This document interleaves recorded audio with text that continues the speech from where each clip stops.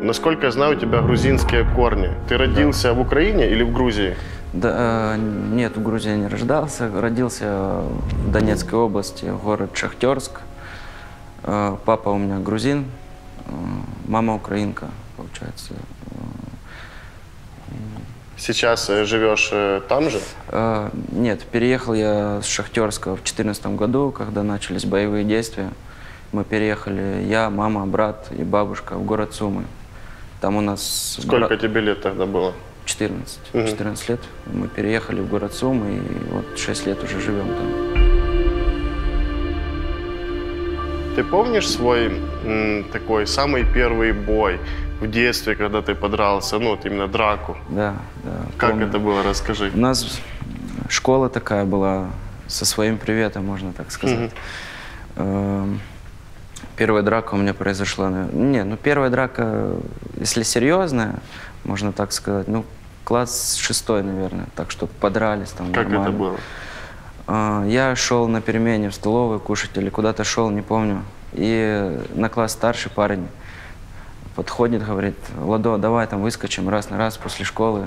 Ну это такая мерка была, кто победит, там тут сильнее, главнее, не знаю, как это объяснить. За авторитет, да? За авторитет, да. Ну, если ты отказываешься, там тебя зафукают или что-то еще, ну, было неприемлемо. Ну, я же сказал, да, конечно, давай. Ну, знал, что он сильнее, там. Я только на борьбу тогда начинал ходить. И вышли, да, после школы, подрались, хорошо ему там лоу-киков настрелял. Он уже там начал скакать, не-не-не, все, давай, перестанем. Потом еще раз начал, до меня, там, давай подеремся, давай, ну, еще раз получил. Ну, и так начал пробовать. Ну, я такой человек, когда, ну, первый никогда не полезу, спокойно ко всему отношусь. Если лезут ко мне, то да, можно. То до пика надо доходить, чтобы достать меня. Так, скромный. Видно, кстати, что Ладо очень такой скромный и очень душевный парень. Прозвище «Красавчик». Расскажи, пожалуйста. Ну, видно, что красивый парень. Ну да, в принципе, я пошел по пути наименьшего сопротивления. Решил ничего не выдумывать особо. Но тут еще, знаешь, такая тема была. Вот все очень любят, причем это мировой тренд. Воины, берсерки, ничего Викинги. личного, Крадько.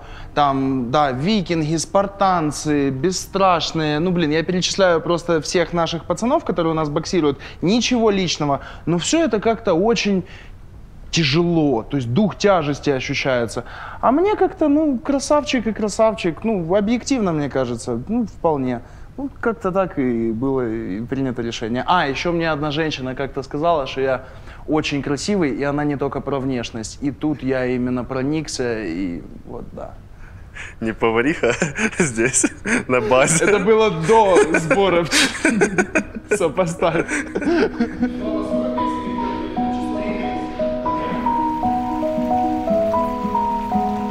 Как в спорт попал? В спорт я не попал, и так меня папа там отдавал там, к своим друзьям, тренерам по боксу, там походил месяц, там походил месяц.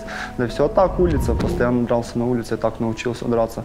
В спорт я пришел вот к своему тренеру в 22 года. В 22 года я начал заниматься боксом. Сейчас тебе сколько? 23. Год я занимаюсь боксом, получается, и за этот год я стал первым разрядом по боксу. А на кастинге я сказал, что я первый разряд по кикбоксу. Ага. Мы с тобой в начале еще Махача, ты мне задал вопрос, что у меня есть корочка или нет. Мне в 18 лет, вот у меня была такая семейная тема, что как бы надо заканчивать с этим всем и заниматься серьезными делами. Работать идти, типа, ну жить как нормальный человек. Я, в принципе, как бы был такой довольно подневольный тип и как-то принимал это все дело. Мне купили того мастера после довольно яркой Украины по юношам. Действительно хорошая тогда была Украина, но это было по юношам. Потом я поехал на взрослую Украину, там я проиграл, и мне купили мастера. И типа все, типа дядя, завязывай. Я такой, окей, завязывай, а у меня в жизни, кроме спорта, по сути, ну как бы мало что было. С самого детства мне нравился бокс. Но мама была против, говорила, что там бьют по голове, тебе туда не надо идти. Хотела на танцы меня давать. Ну, закрыли зал, я перешел через дорогу на бокс тоже хорошему тренеру Альфет Михайловичу. мамин друг детства и отца. Прозанимался у него с 12 до 14, как раз до того момента, когда уехал из города. И переехали в Сумы. В Сумах я 15 лет уже было исполнилось, я искал зал, мы нашли зал и пробоксировал уже с 15 лет до 18 боксом. По любителям По выступал? любителям, да, по любителям. Сколько боев? 60 боев я провел по любителям. Серьезно? А сколько там побед, поражений? 54 выиграл я боя. До мастера спорта так не дошел, не получалось. Было очень сложно. Олимпийский вид спорта.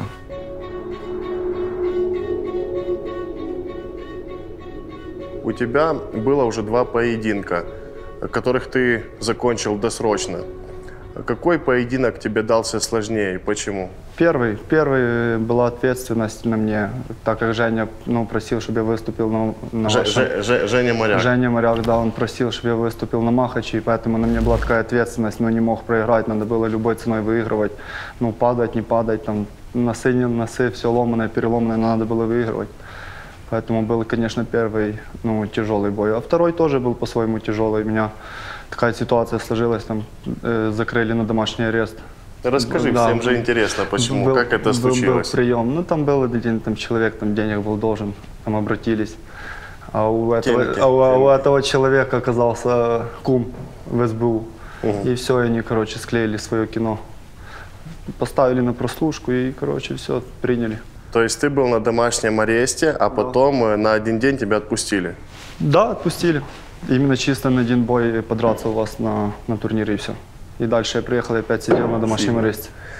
А сейчас как обстоят дела? Уже вопрос ты закрыл это? Да, 18 мая у меня сейчас суд, уже будет приговор 5-3. 5-3 реального срока на 3 года условно. Не делайте, как Влад, там. Да, так лучше не делать. Дела, да. И всей молодежи я советую лучше в спорт, как-то где-то учеба, но туда не надо. Все компании, которые туда втягивают, потом их нет. Остаются только мама, папа и самые близкие. Все, никого нету, ни друзей, ни кентов, никого.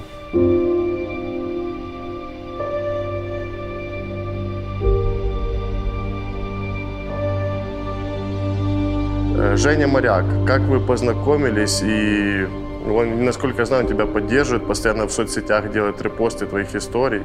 Да, мы вообще чисто случайно познакомились. Там была ситуация, там есть команда Берзлой, да. Там есть один пацаненок, у них панда. И мы как-то там закусились, они вели там эфир в Ютубе. И мы слово за слово, короче, там закусились, должны были договориться подраться.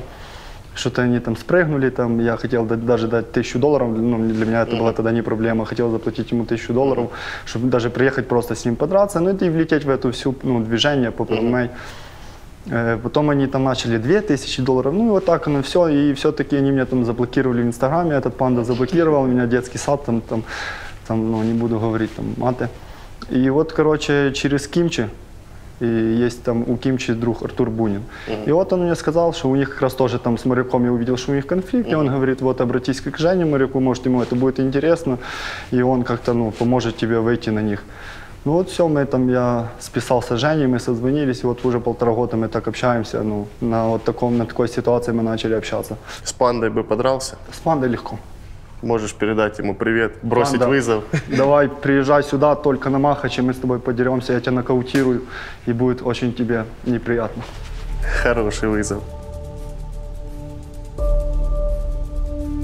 Ладо, помимо тренировок и выступлений на Махаче, чем ты занимаешься в своей обычной жизни? Каждый год я стабильно уезжаю в другую страну, работаю там, потому что такой стабильности в Сумах нету, пока мне ничего не понравилось, не нравится, не понравилось. Чем занимаешься в других странах? В основном это фермы. В прошлом году мы с девушкой ездили в Великобританию, работали, собирали клубнику с ней. Сколько можно заработать? Вот молодые ребята смотрят, просто сейчас карантин, сложная ситуация с работой, им, я думаю, будет интересно. В месяц, если брать Англию, то можно заработать минимум 2000 евро. на человека, да? Это чистыми? Ну, это не минимум, максимум. Можно где-то переработать чисто. Это со всеми затратами, то есть это с проживанием, Нет, с это питанием? грязные. А чистыми где-то выходит Ну, 1000? может, 1700-800. Нормально. Вообще хотел всегда спортом дальше заниматься, что спорт, потому что он только мне по душе. Не могу себя пока что, может, на данный момент где-то себя найти в каком-то деле. Ну, вообще, в основном это спорт. У меня цель спортом заняться. В Махаче, да, буду выступать, пока есть возможность, здоровье позволяет. Главное, без травм. Да, главное, без травм. Поэтому благодаря вам, друзья, вашим просмотрам, подпискам, комментариям, лайкам, организация «Махач» имеет возможность расти. И каждый зритель для нас ценен, как и каждый боец. И чем больше нас будет вместе, тем больше организация «Махач» сможет себе позволить поддерживать таких молодых, талантливых бойцов, чтобы они не уезжали на заработки со страны, чтобы занимались любимым делом и спортом. И чтобы мы могли поднимать уровень спорта как и в стране, так и за пределами нашей страны.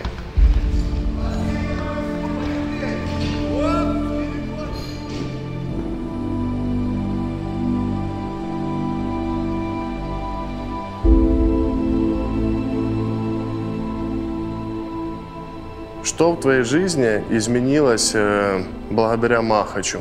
Да все изменилось. Ну, расскажи, зрителям интересно. Изменилось вообще подход к жизни изменился. Я понял, что я могу, то есть легально, но я вообще никогда в жизни не работал на работе. Ни одного дня я не был в своей жизни на работе. То есть, я одеваюсь, у меня есть машина, то есть это понятно, как это все пришло ко мне. И, таких денег я больше не хочу, я хочу зарабатывать честно, я хочу, чтобы мой сын гордился. У меня есть маленький сын, которому 5 лет. Он у меня родился, когда мне было 19 лет, было тяжело. И вот это и меня подтолкнуло на это все. Потому что за 5000 гривен содержать себя, сына, то есть всех помогать как-то. То есть я не мог, и я связался с криминалом и начал где-то вымогать, где-то красть, где-то вот так. А Махач мне дал, то есть какую-то светлую дорогу, что я понимаю, что благодаря даже своей физической подготовке, спорту, своим стараниям, то, как я буду пахать, я смогу добиться чего-то. Махач — это крутая тема для таких вот даже пацанов, как я, простых. Простой, умеешь драться, все, иди вперед, проявляй себя, показывай.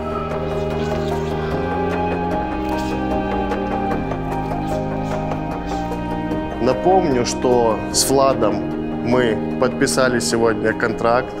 Это, кстати, самый первый боец, который подписал контракт Махача. Поэтому здесь будет ссылочка на его Инстаграм. Переходим, подписываемся, ставим лайки, комментируем его бои. И благодаря таким ребятам, как Влад, существует Махач. Спасибо, что с нами, Влад. Да, спасибо. Дань, а вот многие бойцы, когда я спрашиваю о фаворитах и самых перспективных бойцах Махача, называют твое имя. Я думаю, тебе будет приятно сейчас. Это лестно. Да. А ты назови своих любимчиков Махача. Паша Павлов. Понятно? Это точно. Просто number one. Да. Фавориты. Ваня Лановенко, он же, сука, богатырь. Ты знаешь, что он делает, да. знаешь, что он делает 1000 подтягиваний за 70 минут? Нет, не знал. Он помимо этого, я не знаю, если он интервью давал, не давал. Он об этом не рассказывал. Он crazy, он реально crazy. Он помимо этого еще, мы с ним пообщались немного, когда ехали сюда. И мне нравится, он духовой пацан, причем духовой не как у нас принято понимать духовой, знаешь, какой-то там в образе, а он реально духовой, спокойно духовой. И я считаю, что он достаточно перспективный парень, он побольше, чем я, он, наверное, физически посильнее, чем я, при том, что обычно это мое превосходство, я обычно самый крепкий. А тут вот такой медоед, знаешь, выходит, и это достаточно интересно. Посмотрим, как у него был хороший бой с Витей Маури, хотя Витя его болтанул в начале. Первый раз он сел на задницу, как Ваня говорил. Потом, да, то есть получилось у Вити попасть. У Вити прекрасный левый скачковый, да. Прям тоже мне очень нравится. Витя, кстати говоря, я его выделял и выделяю до сих пор. Понятное дело, Булгаков, самый опытный, самый титулованный. Потом Рома Ярош, тоже МСМК по достаточно. кику. Да, ну как бы нельзя отрицать опыт. С другой стороны, этим ребятам за 30. И не знаю, насколько они готовятся, Насколько нужно ли им это в дальнейшем, правильно? Да, насколько им это надо, насколько они этим горят. Понимаешь, это же все равно чуть-чуть не бокс. У нас же можно прихватить и бить. У нас можно, в конце концов, это кулаки. В конце концов, все равно все люди. И типа я бы никого не обожествлял с этой точки зрения. Но да, это безусловно фавориты. И думаю, что я там где-то тоже вписываюсь в фаворитов.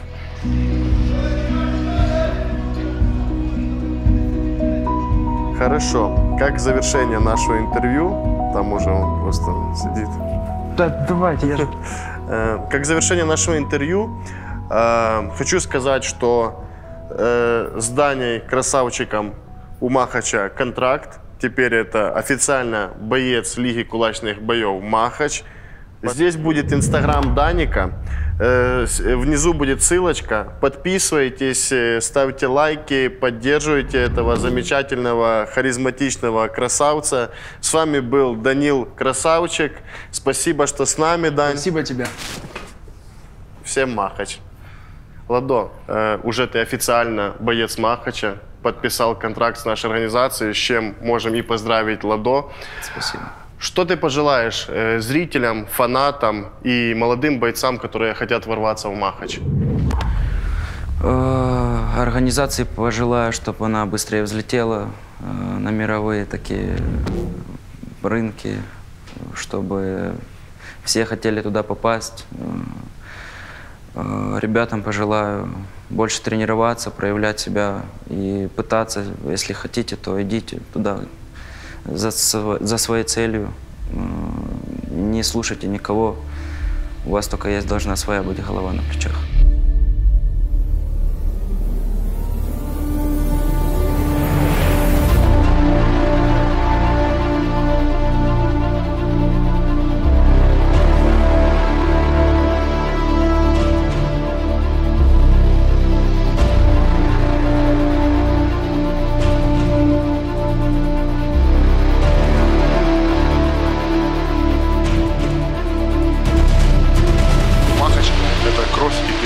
Это сила воли. Это жесткий характер. Это кровь и пот. Махач только для воинов. Дух Махача в моем сердце. Махач – это мой прайд. Махач – це хоробрі серця. Это дисциплина. Это любовь. Это кровавое месиво. Это стойкость духа. Это живи или умри.